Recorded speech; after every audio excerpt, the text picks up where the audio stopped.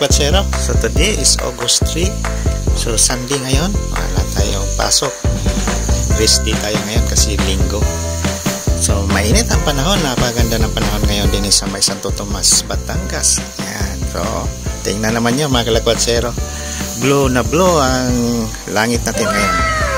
So ngayong araw na to, mag-update tayo din sa may Islix TR4.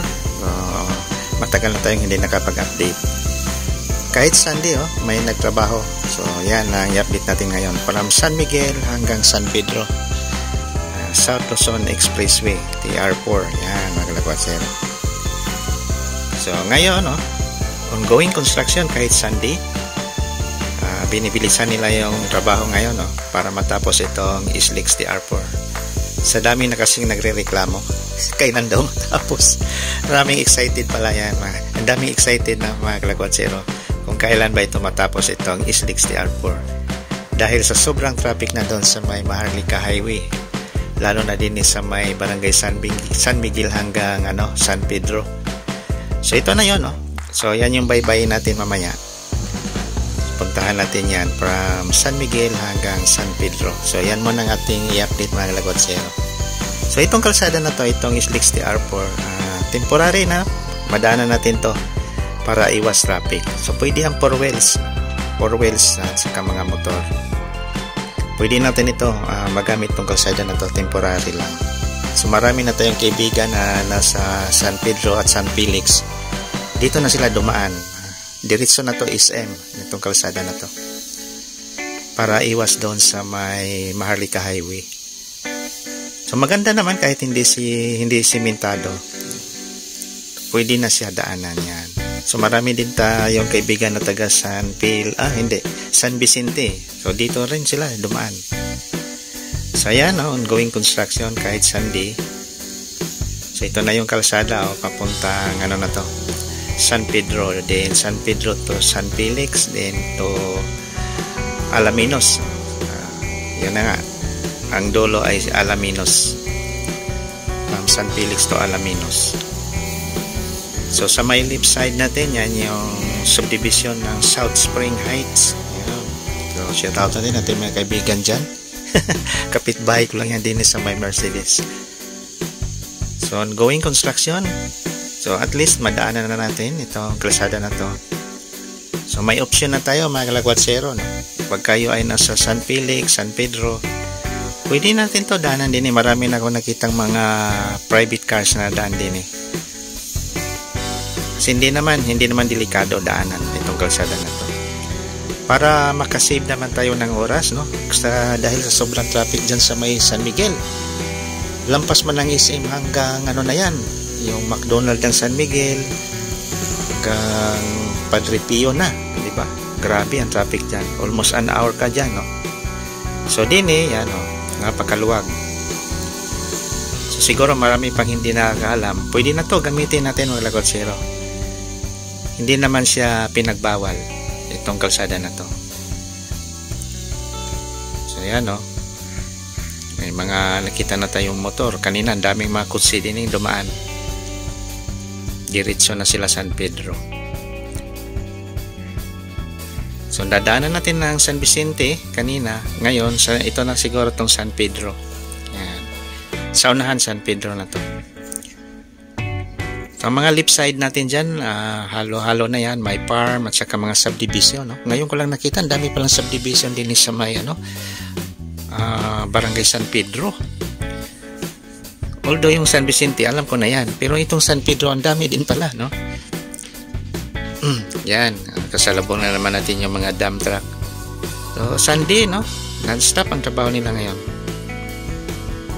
Mas maganda naman, mabilis ito kasi alam niyo mga Kalakwatsyero, hindi lang sa panahon kasi ni Duterte, ang bilis ng mga project. Napakabilis. Hindi totoo yan. Pero ngayon sa panahon ni President Bongbong, medyo nabagal ng konti, ang mga proyekto. Bahala ka sa buhay mo. Ginusto mo yan. Yun lang ang kaibahan natin. I-compare natin yung mga dati nating president.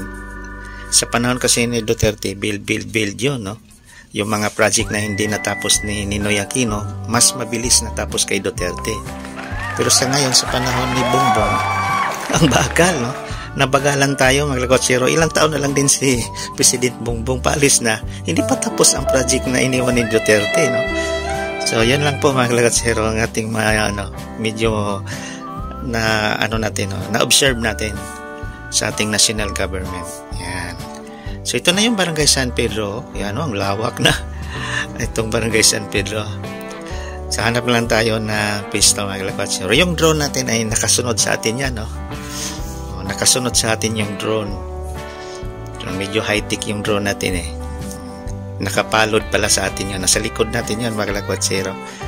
Ang drone.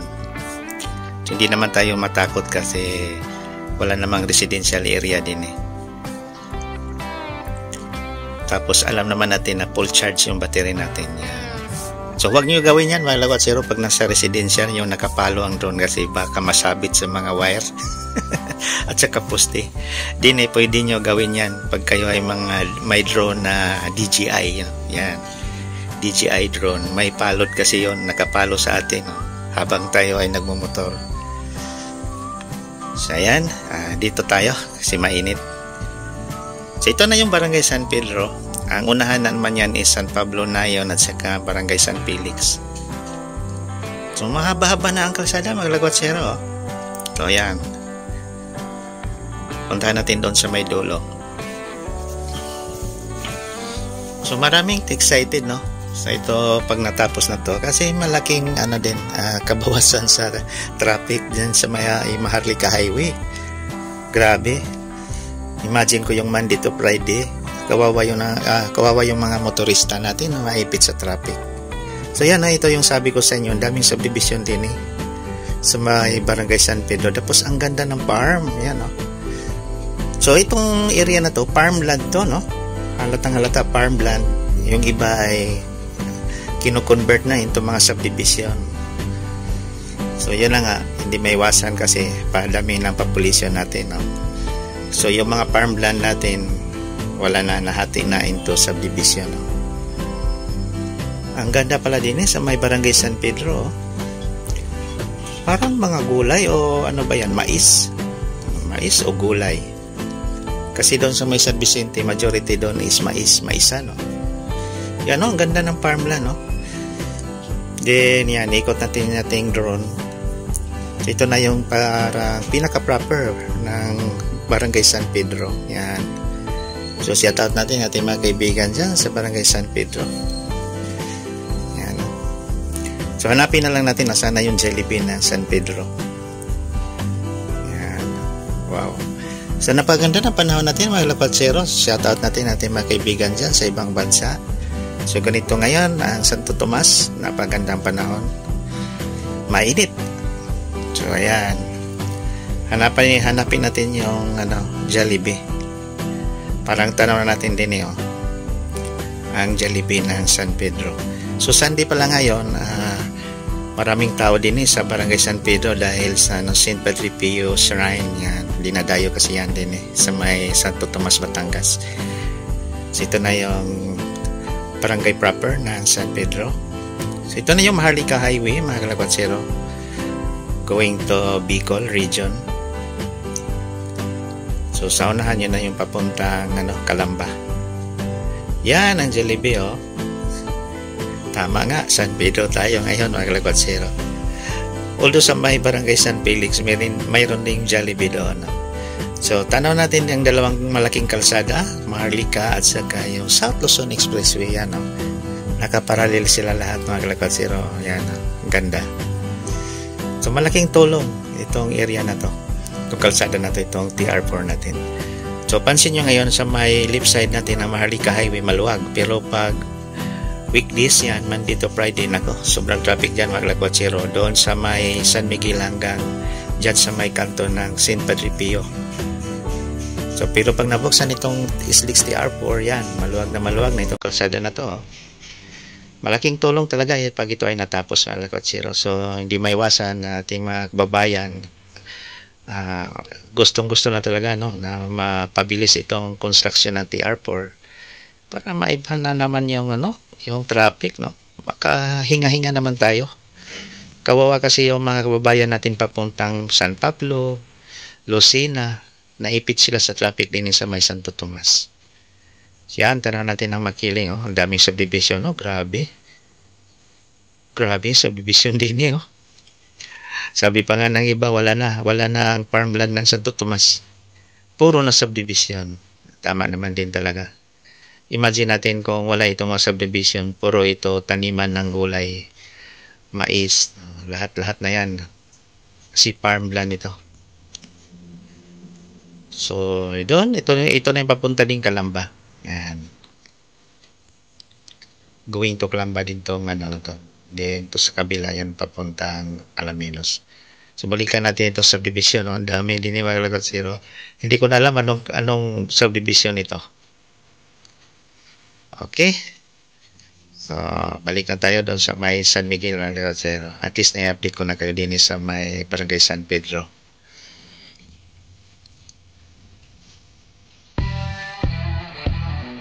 So, baba muna natin ang drone. Pahinga muna natin. Oh. So, ito naman, ni-reverse na lang natin. Ito na naman yung pabalik. Pabalik na naman tayo doon sa may Barangay San Miguel. So, ang update natin mga Kalakwat Zero from San Miguel to San Pedro. San Felix na yun. So, siguro sa next time lang natin na update kasi mainit na. Yan may kotse So, next time na lang na update mga Kalakwat Zero. Try na naman natin from San Felix hanggang Alaminos. Pero itong kalsada na to, pwede na natin magamit, para iwas kayo sa traffic. Paglabas nyo ng SM, diretso kayo sa may exit ng San Bartolome. At dito na kayo dumaan. Pag kayo ay taga San Pedro, San Vicente, yan, San Felix, pwede na nyo to gamitin mga Kalakwat Zero. Ganun ang ginawa namin dyan sa San Miguel. Diretso na kami. Ang labas namin ay pwede na San Antonio at saka San Bartolome.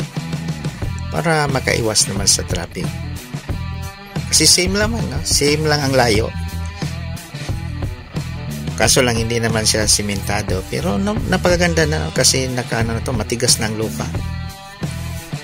Medyo alikabok lang. Yan, yung kalaban natin, alikabok. Pero sa mga nakakotse, hindi naman siguro. Tuwang-tuwa yung Suzuki Desire kanina, ang bilis patakbo. So tagilid tayo, may dump truck So, parang ngayon lang to nangyari. Sunday may nagtrabaho. Kasi nung mga nakaraang mga taon, wala naman, Pag Sunday, walang gawa sila. Rest day sila pag Sunday. Ngayon, puspusan ng trabaho nila. After ng suna ng Pangulo, mga Kalakwat Zero, yan, parang ang daming tinatamaan doon. Tama naman din si President Bongbong. Pinatamaan niya yung mga DPWH kasi napagalan siya. Parang naubos na lang yung pera, hindi pa tapos ang project. Pero ito namang Islex TR4, hindi naman to public din. Kalahati naman ini is private. Private firm ng San Miguel Corporation din to. Pero apektado pa rin kasi nakakunik siya sa government. Okay, so ayan, tanong naman natin ng mga subdivision ng Barangay San Miguel. Ito naman na area. Grabe.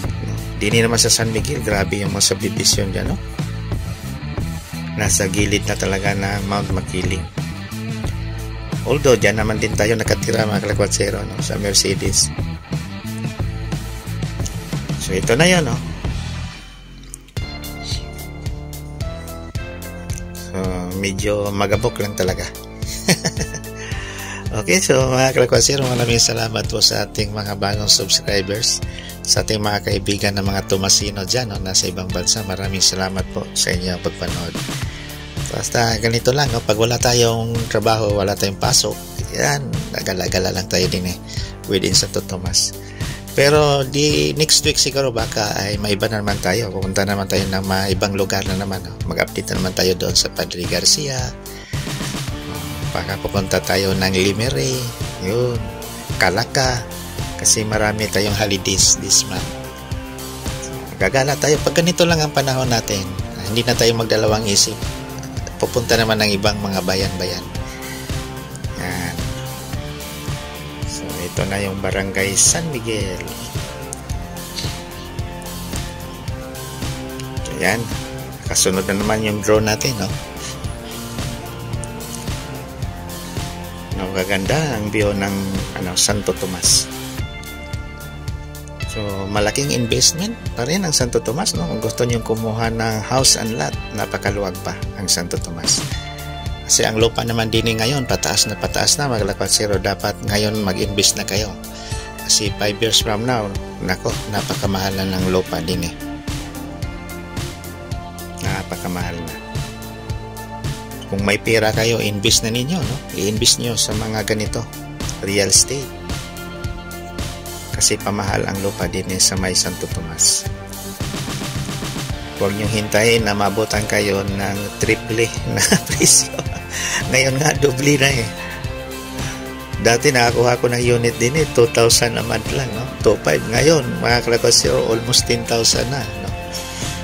So, napagkaswerte ko dati na nakakuha ko ng napakamurang house and lot din sa may Mercedes. Pero yung in-inquire natin doon sa may San Vicente, wala na. Ang mahal na. 10,000 a month na, mga kalakasyo. So, pag may time, napakaluwag pa ng Santo Tomas. Kuha na kayo ng house and lot din eh.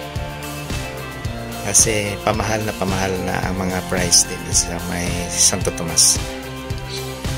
Ayun. Grabe, ang dump truck ngayon mga kalagwasyo. Every 5 minutes, may dump truck. Okay. It's Sunday. Ang oras natin ngayon is inagahan kasi natin mga kalagwasyo para hindi masyadong mainit. Alas 9 pa ng umaga. Yan. Mga 9:15 pa pala ng umaga. Pero tingnan naman yun, napakainit. Dito na lang. Maraming salamat po sa inyong pagpanood. God bless us all. Thank you. Bye-bye.